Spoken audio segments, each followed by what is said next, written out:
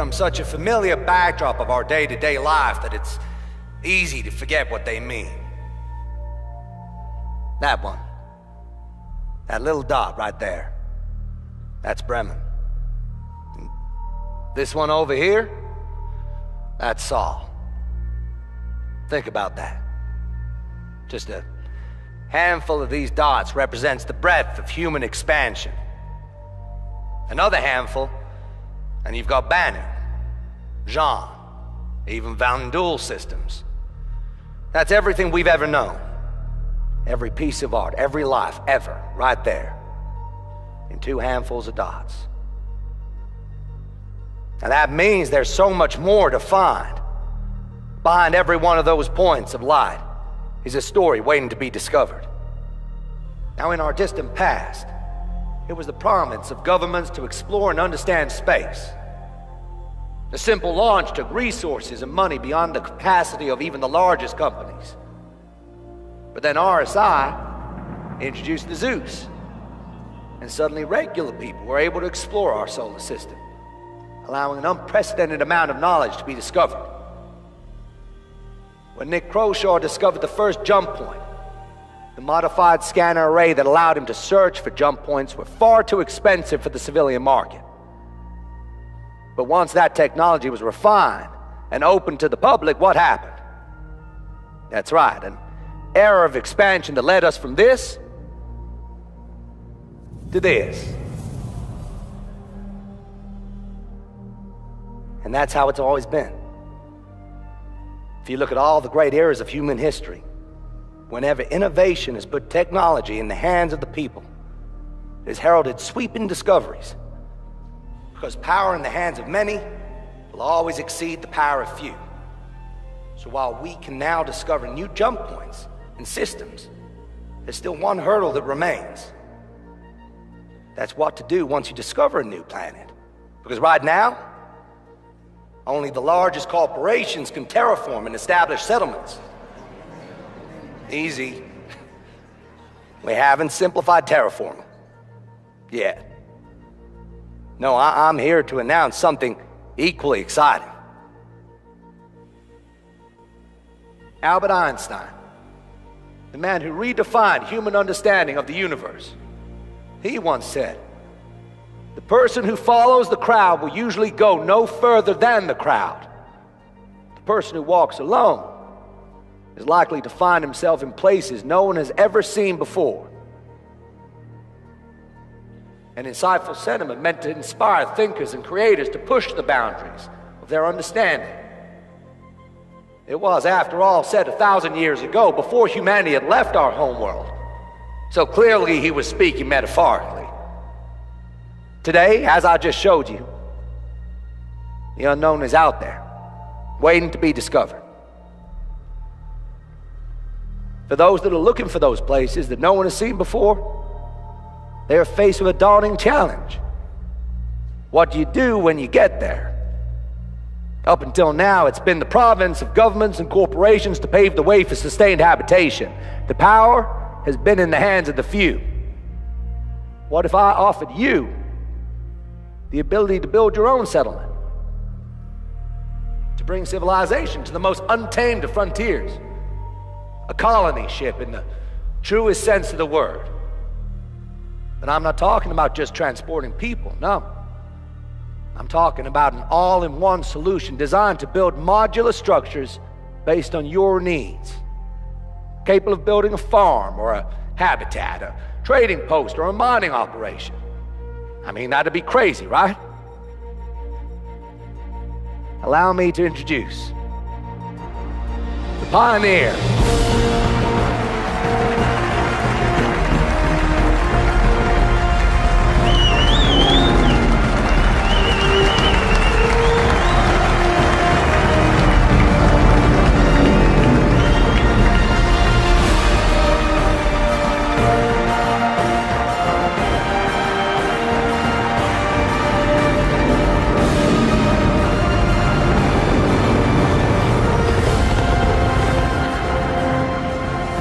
With that,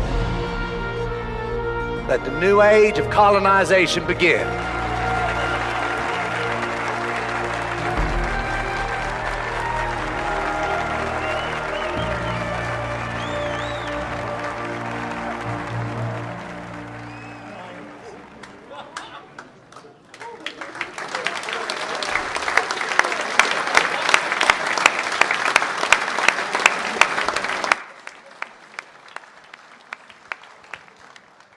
That's pretty cool.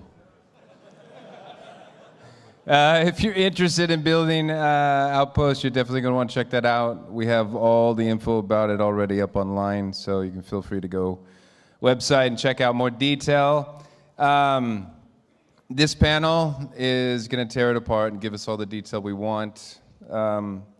If you're interested it's going to talk about the aesthetics, the technical design, and how it actually functions in-game. So without further ado, I have Todd Pappy, our Star Citizen Live Director from the German office.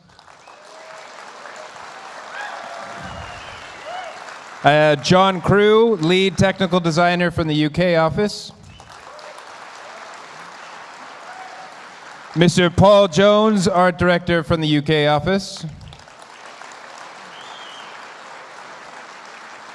And Mr. Tony Z, Director of Persistent Universe out of Austin. It's up to you guys. Hello. So we're here to talk about the Pioneer and other things that are associated with it. So, all right, we'll get into it. So, like Brian said, we've got Artsy Honcho, we've got SC Honcho, we've got Live Honcho, and Tech Honcho. All right, so staking your claim.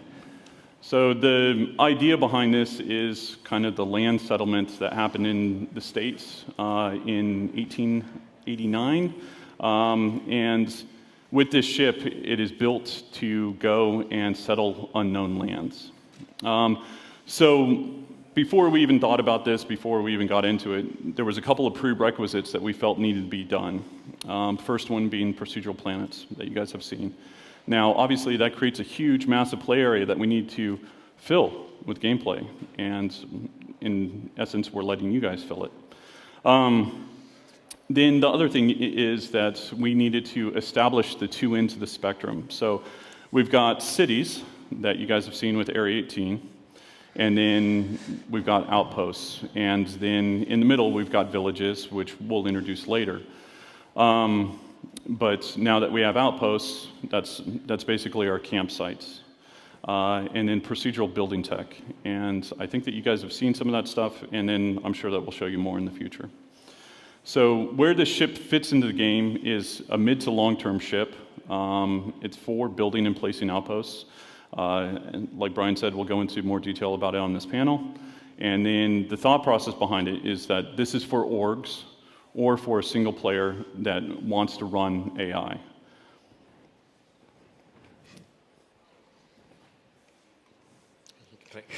Okay. So I'll quickly talk about the normal process of ship design that we do. We've talked on ATV lots about it. If you've grabbed me around the building, I've talked to you about it. It's usually a pretty linear process. So we get a super simple design brief from a director. Like we get Chris, Ben Lesnick, Todd, Tony. They go, I want this ship to do this. And then we go away, the tech design department, and we expand that to a one-page design brief to make sure we've interpreted what they want correctly. That is high-level stats, so rough dimensions, rough armament, rough speeds, rough size. We have a kickoff meeting based around that with all the directors. They give their buy-in. Then we go away and we do a super simple white box in Engine just to block out the shapes, because it's one thing saying we want a ship to be 50 meters and we want it to do X, Y, Z, but if you can't actually fit those three things in it, there's no point it being 50 meters. So then we quickly validate that. It's either made from solids or we use existing assets from existing ships and just smash them together, which Paul loves to see. Well, it's lovely work, just crushed together. That gets signed off. It goes into concept and tech design go hand in hand. Just constantly iterating, gets signed off, and then when it's all signed off, you see it. So for the Pioneer, we did it slightly differently. So we had the high-level design brief. We want to have a ship that creates outposts. So, well, okay, that's quite a big bit of gameplay. So we don't know how we're going to do that, or we didn't know how we were going to do that at the time. And then the other really interesting part was we want it to be Consolidated Outlands, which we have the Mustang, and trying to extrapolate that up to the huge scale. It's like, well, all the other manufacturers, we know what little ships look like, big ships. We can't just take a Mustang and go, it's going to be ridiculous. So we should have. Well, we could try. So what we did first, we talked with Nathan Dearsley and Paul. We didn't do a white box for it, which is quite an unusual process. They went away and did all mood boards, concepts of what they want Consolidated Outlands to look like, which Paul will show you some of the early stuff, because it was very clear from that what shape and form the ship would take. There's no point in us making boxes if the ship's going to be a round flying disc. It's not going to work. So we got those back, and you can see the round and round bit in the middle, where we got the concept. Chris liked it, signed it off, did a white box, went with art. I was like, no, that doesn't work. Round and round we go, till everyone was happy, signed off, and that was that. So some quick ship stats. The new ship matrix went live last night at some point. So we've gone through every ship in the game and updated all their stats to the best that we know of. And we're going to keep that more up to date. It's a much simpler process now. Anything you see up there with a dash is because we don't know where it's fully going to be. We'd rather give you the numbers when they're not going to change, rather than what we have in the past. So it's like this, everyone sits on it for 3 years and goes, why is it not like that anymore? We'll give you it when we have some solid numbers. But the numbers we do have there are the ones we do know about. So it's 200 meters long, which is quite big. It's a capital size ship, which if you've read all the shipyard posts we've been doing over the last 2 weeks, explains that. It's got 600 SEU of cargo, which is used for building the bases. A minimum crew of 4 and a max crew of 8. It supports 8 living on it, so you can just about get by doing 4. So it is a team effort to do this stuff. On the next bit is the more detailed breakdown. And this actually didn't change much from the initial brief that we did. Things like thrusters always change as we build the ships out and work out where the best place for them was. And the only bit that actually changed was the turrets. So we went from having 4 manned turrets to having 2 manned turrets and 2 unmanned turrets. And that was, as we were going over the shapes, obviously to get to to use a manned turret, you need to get a man to that turret, which in itself creates restrictions on sizes and shapes. By taking that out of the equation, you can have much more interesting shapes and feel, and the person controlling that turret is just sat somewhere in a nice central location to use it. So yeah, that hopefully you can all see on the website now and look in more detail at it. Well, You're going to trust me with the clicker? All right, let's go. So this is the art side of the talk. This is a pretty good question to ask. Obviously, John's explained sort of the initial part of the process. The ships. It's pretty different to what we've had to deal with before. It's been dealt with generally by one of the concept team in the UK, and he's done very well to remain sane throughout this process. So it has been very challenging, but what I'm going to give you now is a sort of high-level process of how we've approached this ship, a little bit of sort of behind the scenes, and then sort of more of an explanation of where we've arrived, how we've arrived, and hopefully you guys will really like it. So this is my favorite new buzzword that I came up with specifically for this talk. So I think these 3 lines basically describe how we sort of approach this ship. And especially with this ship, it was kind of different to the other ships in the past. So basically this one was very clear. It was utilitarian. It was basically monolithic manufacturing. It's basically you've got a huge brick of a ship, essentially. But obviously that doesn't look cool, so we go through various stages to make this look good. So throughout the whole process and throughout the sort of whole design philosophy of the ship, it's basically an asymmetrical design. So you'll see on the exterior it's asymmetrical. The bridge is asymmetrical. It's cantilevered. The corridors are asymmetrical. And this it's basically in the DNA of this ship. And John has mentioned previously that obviously we've had the Mustang, which is one of our, I guess, really early ships from Consolidated Outlands, and not really a lot of work had been done in terms of the style guide. And really they're more of a separate division. So this is more of your industrial division. So it's kind of like the Reclaimer, which is like the industrial Aegis. So right off the bat, you know that you're dealing with function over form. It's not going to be like super sexy. It's not going to be pretty. But it's still going to have a really good sort of well thought out industrial design feel to it. So, even as you're walking through this thing, you're still going to appreciate it, and you've got your own essentially flying factory. So this next slide, this basically sort of shows the sort of initial development. So what normally happens is that we always provide Chris with a series of options. He always, if we give him one, he's never happy. He wants to see 3, 4. The more he can see, the more options, the better. Which is great. We're totally used to it.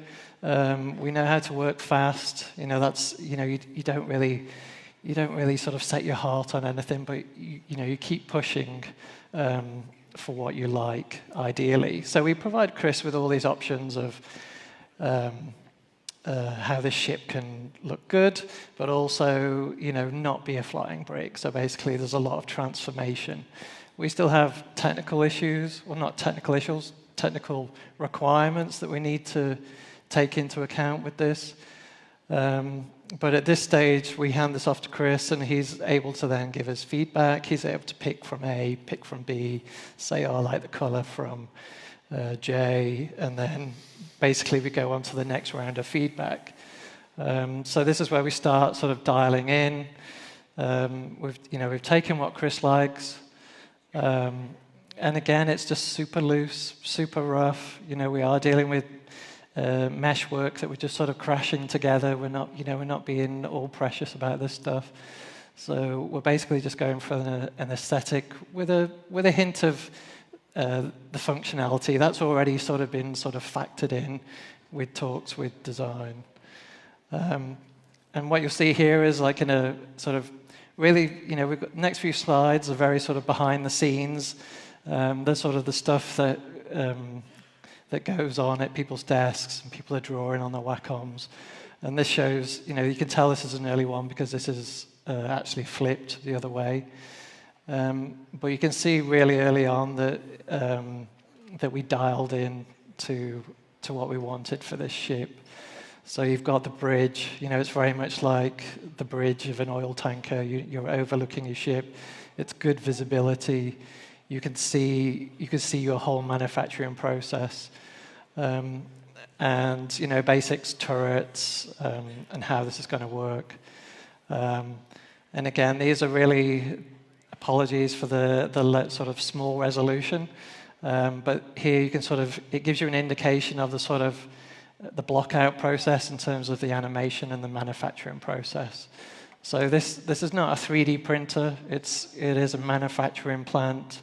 So you're essentially you'll be taking your panels, materials, almost like IKEA, dare we say? I would say more like a car manufacturer or something right, like that. So more like Tesla, let's say. Yeah. I prefer Tesla, and it definitely suits more with the sort of the video you guys have just seen. And so you can see the sort of amount of detail that the concept artist is putting in for the manufacturing plant. And basically you've got 2 arms, and that's basically where everything gets built, and then in the center it all gets assembled. There's a little bit of magic that goes on in there, and then basically the crane comes in and takes your pods.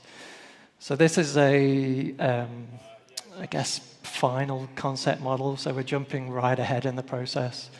And as you can see, this is it starting to articulate. This is once you've landed and found a suitable landing site. You've got an arm that's articulating out. There is a turret on this arm, and it's also sort of providing an extra sense of perimeter to your base. The area in blue is essentially the crane, and once everything has been assembled, this crane comes in, takes the habitation pods out of there, moves it to the front of the ship, so that then there's still space for additional pods, and depending on how you've configured it. And then again, this is kind of just sort of showing you the process of where the cargo is inserted, and it runs down both arms, ultimately meets in the middle. And you know, as a player, you'll be able to see a ton of this going on. You'll have all the equipment, you'll have all the robot arms. It'll you know, as you're playing it or as you're walking around your base, you should really get a good feel of what's going on. Swiftly moving on. This is just some quick outlines, just sort of outlining the top view, basically, of the bridge. Again, asymmetrical feel, cantilevered design. Inside there you have habitation, which we'll see examples of after this. Some hefty landing gear, because this is quite a large ship. Additional cargo space, as well as a landing pad, which is above further cargo space, and that landing pad can articulate, move out of the way. Staging area, this is where all your robots are. This is where everything is getting sort of built, essentially, from your materials. And then manufacturing is where all the magic happens. Moving on, these are some of the final images that basically have been built for this ship. So you can see the habitation pod there already. And you can see there's walkways in there, so as a player, you'll be able to come out. You know, I guess if you're in a nice calm situation, you'll be able to come out and see all your cool equipment. If you're in a combat situation, hopefully you'll have more, you know, a good advantage or possibly disadvantage for firefights, depending on if you have people taking over your base. And then this is the bridge. And this is pretty cool. You can see on the sort of far left-hand side, there's a little blue monitor. It actually looks quite small, but that's actually the architect's station. So that's the console, basically, where you're designing your configuration, I guess. So you're choosing 1 pod, 2 pod, 5 pods. Moving on, rather cool engine room. You know, basically this will be a large open space. Again, asymmetrical from the top. You've got some really interesting turbines that should give us some really cool animation opportunities. And it's very different to anything that we've seen so far in the Star Citizen universe. Habitation, obviously you've got space for a couple of big bennies. Everybody wants big bennies in their ship. And then split level room, so space for chilling out, just watching TV or just having dinner with your friends. Bunk room, again, very utilitarian, very basic, down to basics. If you look closely, you can see one crew member in one of the pods just lying down. And this is just a quick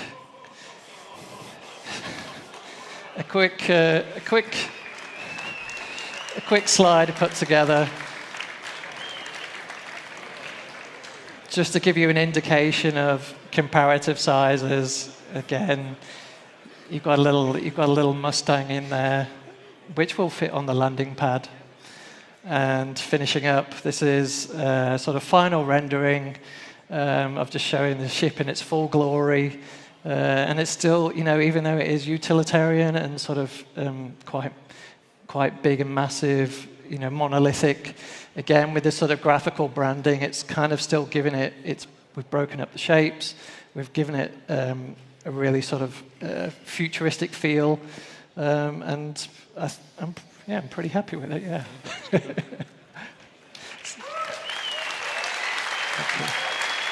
You want it? Click. Yeah. So I'm now going to hand over to Tony. Okay. So before you can actually begin construction of your new outpost, you'll need to first select and purchase a plot of land. The value of that land, what you're going to have to pay in order to acquire it, depends upon a variety of objective criteria, as well as the seller's insight into that information, which we collectively refer to as knowledge. One of the things that we track for each section of land that you can potentially purchase is the resources present and the quantity. Another one is the current market value, which will obviously impact the value of the land. If the land has an abundance of a particular mineral that at that particular point in time is exceptionally valuable, then that's going to increase the current value of that land. But it's a very dynamic process. The level of certainty, that's interesting in that knowledge, information within Star Citizen is very often an analog concept. You don't necessarily know something or not know something, but rather you know things to varying degrees. And the easiest way that I could give for an example would be to consider a car that you're thinking about purchasing. If you're being asked to purchase a car and you haven't actually seen it, you're going to be very conservative in terms of your estimate of what it might be worth. If you're able to see it even from the exterior and verify there's tread on the wheels, the paint job looks okay, etc., then that's going to increase your perception of its value. If you're able to actually turn the car on, make sure it's running, or better yet, have a mechanic take a peek under the hood, then that's going to basically bring it even farther up the scale. And so a lot of what we're doing with the value of land, which ties over into the Pioneer, because you're going to be setting up these outposts ideally in optimal locations to exploit a lot of this value that's sitting on the surface of these planets. The next one up would be when the info was last verified. Knowing that there is a vast abundance of gold at a particular area, but the information is stale. It's 2 weeks old, it's a month old, it's 6 weeks old. As it gets more out of date, it becomes less and less valuable. And so what this means is that players will routinely have to refresh the knowledge of a particular area in order to maintain the perceived land value within the game. The last thing that I'd mention in regards to what constitutes knowledge is the value of location. If you've got a field of copper ore and it's in close proximity to a refinery, potentially at an outpost set up by one of these pioneers, then that ore field, the land that what you'd have to pay to actually purchase that land is going to rise in price. If on the other hand there's no refinery on that planet, and you have to basically spend 20 minutes basically carting the ore to another refinery and then getting it to its eventual destination, that's going to lower the lower the perceived value of that plot of land. So knowledge within the game is a really fundamental concept, and knowledge is a concept that once you've acquired it about a certain area or a certain object, you're able to transfer that to other friends, you're able to transfer that to organizations, you're able to sell that information to public information brokers, or freely submit it into the public domain. So yeah, Tony talks about knowledge, what it all means, but to get that knowledge, you've got to go and find that area to figure out what's there. Is it right for you? And that's where all the exploration ships come in. You could take your Pioneer and do all this with your Pioneer, but it's probably not going to be the best ship for scouting locations. We've got a whole wealth of exploration ships they're designed for finding that information out. It's like you wouldn't take your oil rig out into the ocean and just randomly dot it down until you found what you wanted. They send the scouts out to find the best locations. So the ships you mentioned there's just a small range of the exploration ships, like the 315P, Terrapin, Carrack. All exploration, all have slightly different pros and strengths. So you've got the single ones, you've got the big crews, and they're just there to help find where you want to send your Pioneer to. You might find a nice location, but if you went there in your Pioneer, you're never going to find out where the nearest refinery, like Tony talked about. You could build it and you find it's millions of miles away, and that's going to be a waste. So these exploration ships are really sort of key to finding those places. Yeah, and one of the things we're aiming to do is make sure that there's a lot of gameplay associated with these high-level concepts. And by that I mean, if you discover, if you're working your long-range scanners, you may find a previously unknown body, an asteroid that no one else within the system knows about, and there is a level of value related to that. If you work your dials a little bit and you've got the proper equipment and the skills, then without actually having to make the journey, you could increase the potential value of that knowledge find by being able to discern, the mass of the object. A large asteroid is going to be, all things being equal, be worth more than a smaller asteroid. But if you really want to ratchet it up, and this kind of goes back to the degrees of knowledge that I was talking about, if you actually make the journey to it, fly over, burn fuel, burn time, brave whatever dangers are between you and there, and you actually do a flyover the surface, then you may actually just visually see pools of hydrocarbons, gas venting from the surface, and again that raises up what you know about it all the more. If you really want to get specific about what's there and maximize the potential value of that find, though, then you're going to have to set down on the surface, and you're actually going to take core samples, and you're going to basically have these processed, analyzed, and you're going to do things like seismographic surveys and have et cetera, et cetera. And so all of this plays into a common theme that we're trying to execute upon, which is all of these high-level ideas and stuff have a variety of different ways by which the player community can basically attack them, and by which these things will feed the outputs of one into the inputs of another. So now that Tony's kind of giving you a high-level idea of what land is and how we value it, I'm going to talk about actually claiming your land. So first and foremost, claims are not tied to the Pioneer. A single person, organization can buy them, so on and so forth. Then we have the concept of UEE space, non-UEE space. If you settle in UEE space, you need to have a claim. If you're brave enough and you don't want to do it, you can venture out to non-UEE space, and then there you can find some of your shadier things that you want to do in the game. So if you do plant it in the UEE space, then the idea is that you get the protection from the UEE, in case somebody comes and attacks you and stuff like that. It will be transferable between players. Like any good government, the UEE will actually take a cut of that in a title transfer cost. We're doing general licenses. Later on, the UEE will portion out licenses. So when it comes to actually claiming the beacon or claiming your lands, you'll have a beacon interaction. So you set down your beacon. This is where I want to go.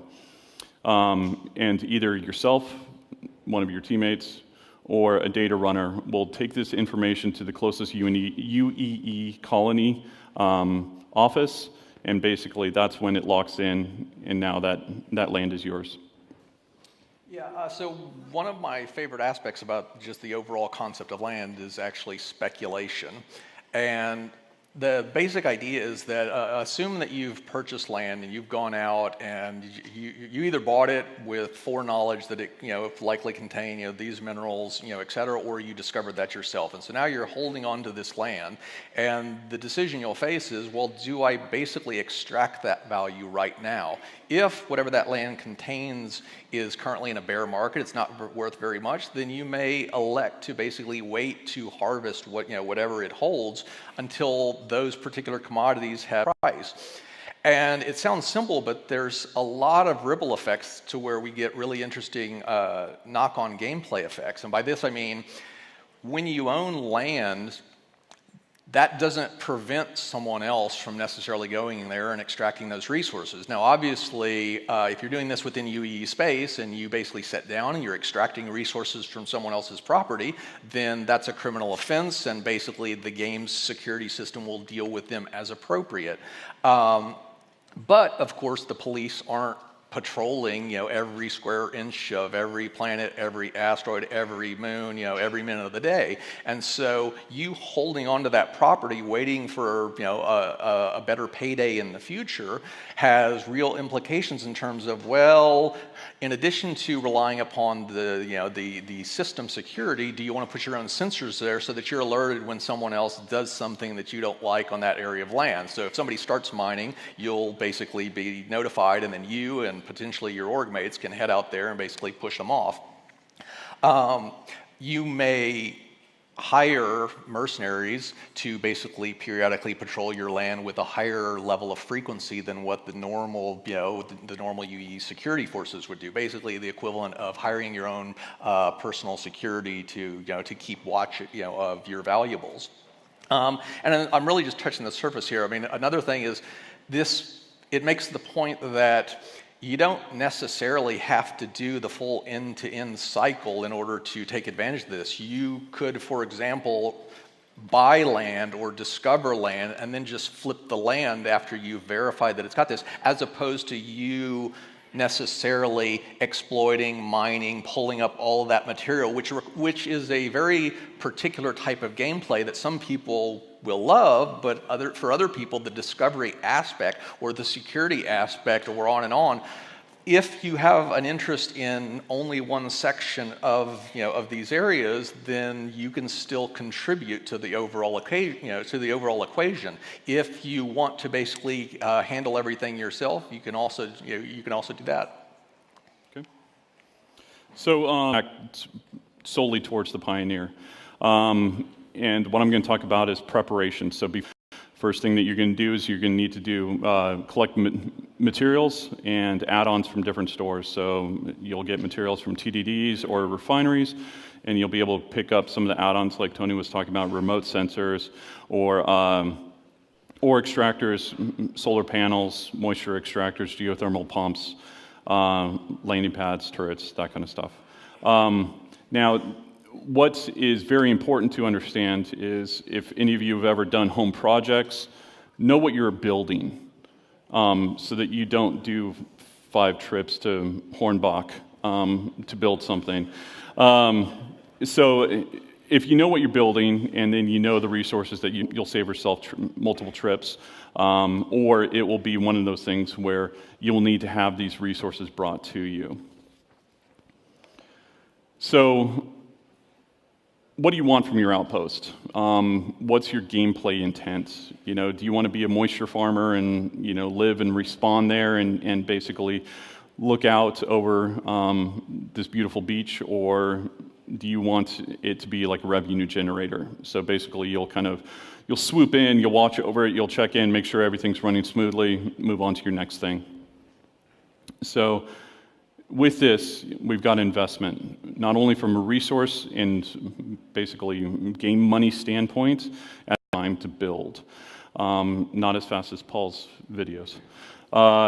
So the other thing is, depending on the size of it, that will increase the build time the higher you go. Now, once it's actually placed, you're going to want to upkeep it. Depending on if you put something in Earth's atmosphere versus the Mars's atmosphere versus Venus, well, those are all different climates. And so the wear and tear and just kind of the usual stuff that we're doing with the ships, and as far as stuff breaking down, so on and so forth, this will be the same. So configuring. Now, the idea would be that you're working the architect station, you're choosing the exterior layout of it, and then from there, you'll move into the interior rooms. So some of the different interior options: habitation, armory, storage, med station, mining, refining, hydroponics. And so with this, depending on what you're doing, each one of them is going to require a different amount of power. And then that starts going into some of the add-ons. So if you're mining, or if you're doing something that's very, very power intensive, growing things, so on and so forth, then you're going to need to run extra power in there.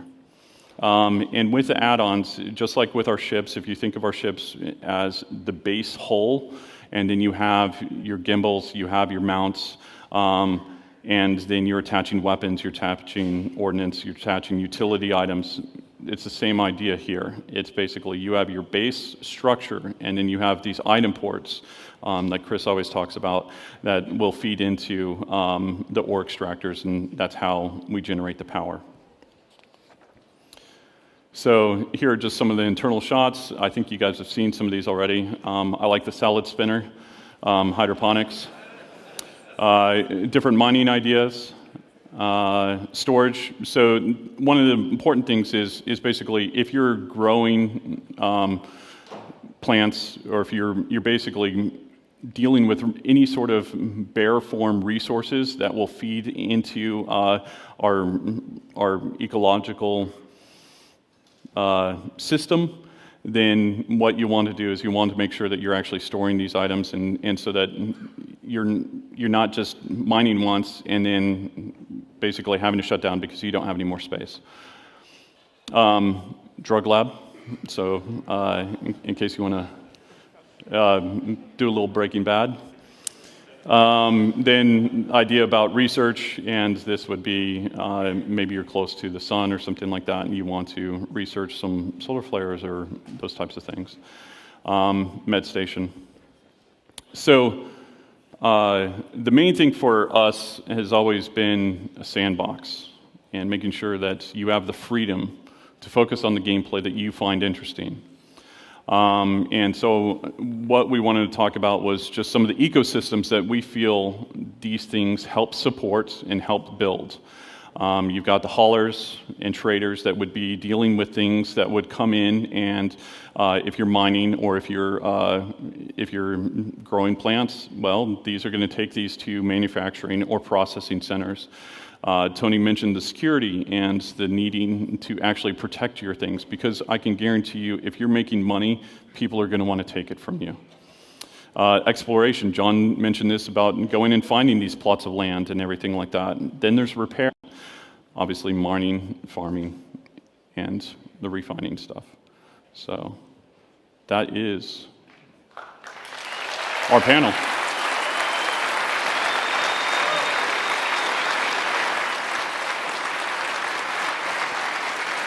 Brian.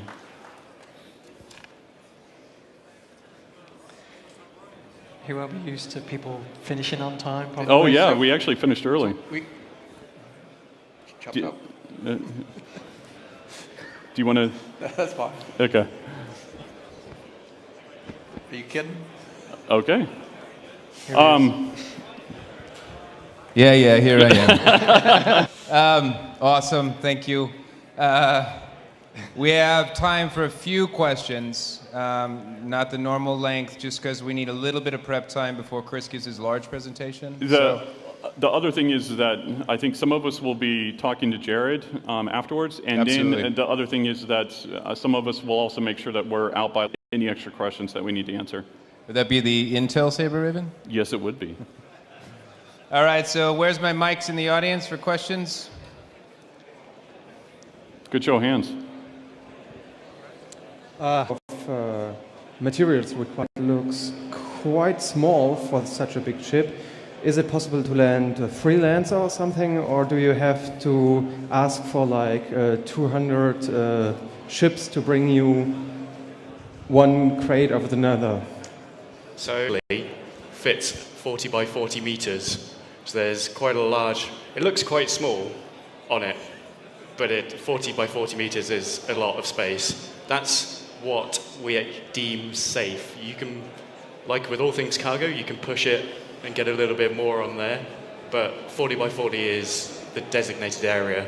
So there's a lot of cargo options in there, and it is right next to the cargo bay. It slides next to it, so you wheel it out, put it in the cargo bay, and back in again. Okay, thank you. Thank you. Another question? Over on this side. Will the outpost be salvageable? I want them to be. I want to as well.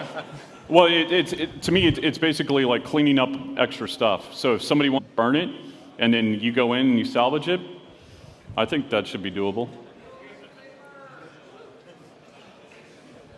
And so sorry, I know there's a lot of hands, but our last one.